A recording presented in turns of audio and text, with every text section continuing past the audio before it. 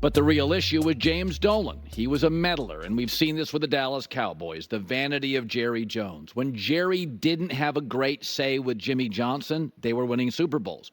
When Jimmy got pushback from Bill Parcells, they rebuilt this puppy.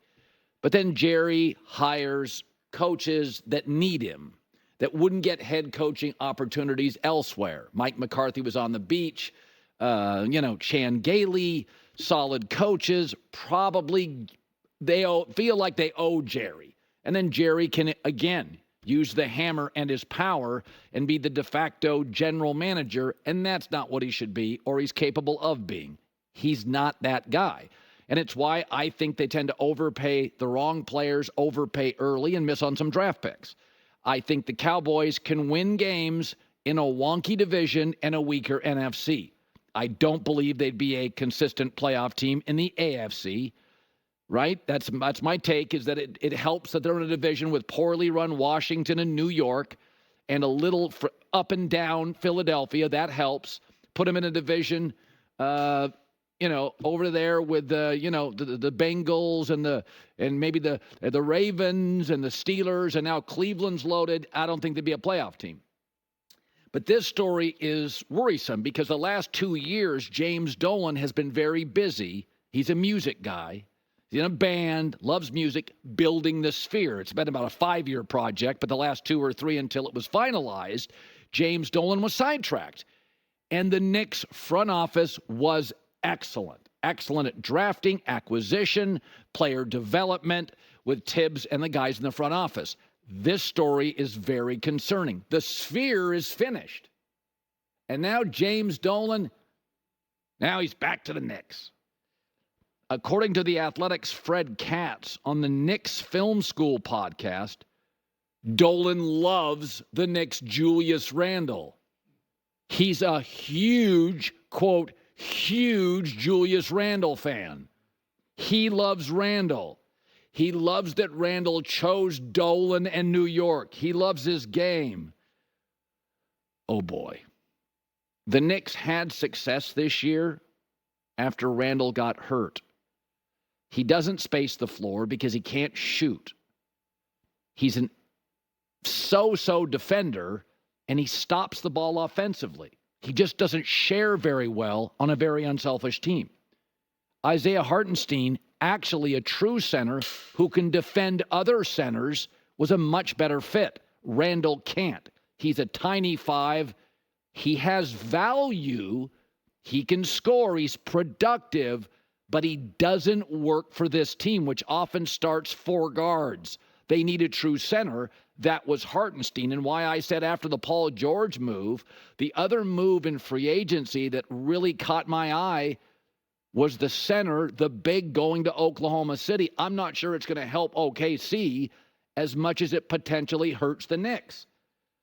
When Randle left the team, ball movement was better, spacing was better, offensive rebounding was better. The ball didn't stop. They were better and tougher defensively.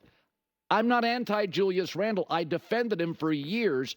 There's room for Julius Randle in this league.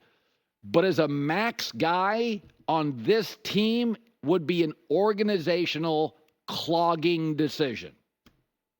He fits somewhere. It's not New York. So I'm just saying, sometimes Jimmy Johnson told me years ago that the reason Jerry Jones didn't interfere the first couple of years in Dallas, because Jerry wedged himself in as an owner. He had to make the money back. He didn't have a lot of extra money. Jerry was hustling for 2 to 3 years on the operational side, on the other side of the building.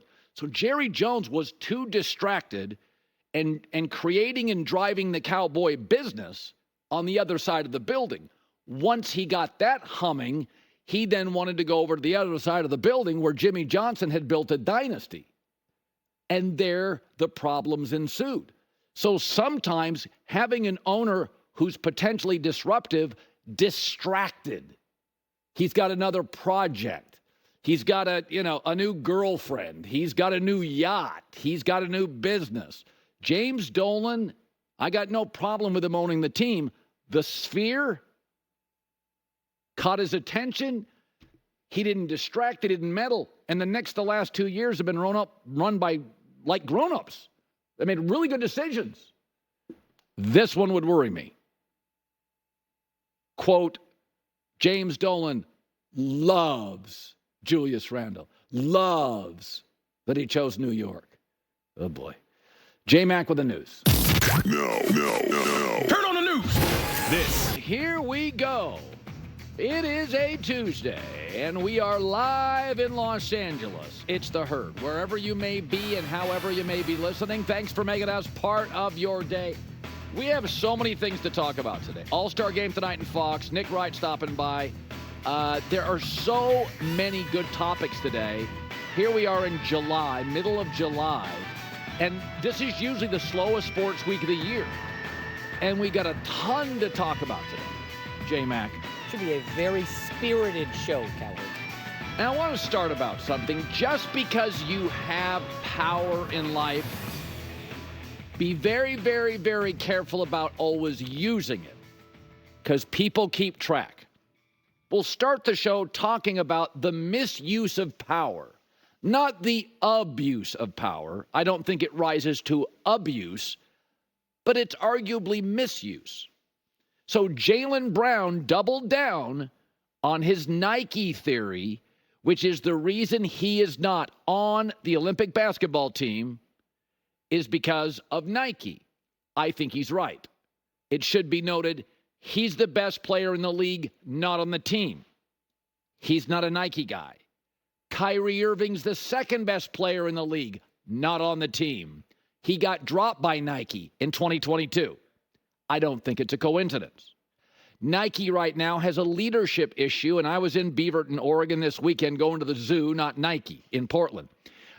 They butchered the Major League Baseball jerseys. It's as bad a gaffe as I've ever seen in my life on jerseys by a sports apparel company.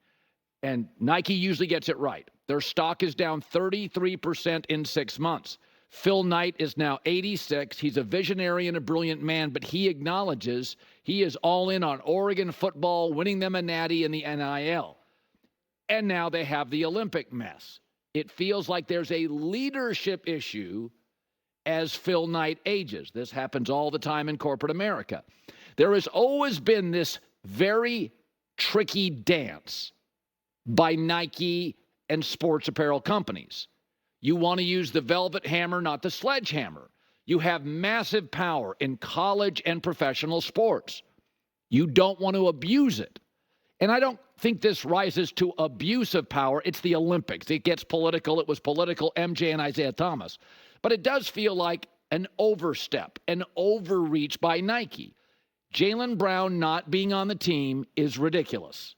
It's absolutely ridiculous. The finals of the MVP of the finals and the Eastern Conference Finals. He's a tremendous basketball player. Nike, a misuse of power. The second misuse of power we have seen this week, LeBron James and Clutch Sports. They engineered Bronny getting drafted with the number 55 pick. Now, it was a terrible draft, and anybody drafted there was going to be a G-leaguer at best. But Bronny offensively doesn't even look like a G-leaguer. It's been embarrassing. He's 0 for 14 on threes. He was bad again last night. Now, I do think athletically he can be a defender in this league. Maybe. But he would not have been drafted if not for LeBron James and Clutch Sports. In a good draft, can't draft him. This team, the Lakers, can't really waste draft picks. But they do need on-ball defenders. They're old in spots, expensive in others. He's cheap and can defend. That I don't deny. But in both the case of Nike and the case of LeBron James, they had power. Power can corrupt. Men tend to flex. Anytime they have power, they use it, misuse it, or abuse it. This classifies as misusing it. And this is the classic dad, the classic parent trying to muscle his kid to get a job that he didn't really earn and kind of getting in the way the natural flow of life.